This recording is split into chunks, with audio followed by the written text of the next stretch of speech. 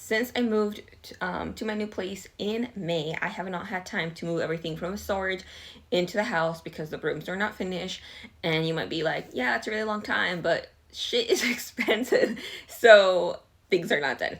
But this weekend, in one of the rooms, I was trying to make space to move things from the outside in because I know I have a lot of things that are somewhere, but where exactly, I don't know. But I found this box of cool things, so I was going to show it to you guys what I just have happened to have in storage. Because some of the things that are in this box, I've already bought. So I've spent money that I didn't need to spend. And the light is coming in through the window, so that's what you see on the face. But I found this little bubble skincare that I bought for my sister, that I obviously haven't given to her. A new thing of lotion, Jergens Smoothing Avocado. This, so some of these I bought during like after Christmas, which was a long time, but I guess they're good until you open them. Then you have like 12 months, so I can still use them. This is, what is this? 2 hair masks. Oh no, what's that? Shampoo and conditioner with 2 hair masks. And I actually just bought shampoo and conditioner the other day, and I spent a lot on it. And this was probably like $2 when it was on sale. Then some fancy Dr. Teal's sleep lotion, a spray. Well, both of these are lotions. One's just bigger, one's small. I don't know why they have 2 lotions. They're exactly the same thing. But I guess you have a value size for home, and then if you need to travel, that's my best guess. Oh, and some masks. I actually was just thinking, oh, I want to buy a mask.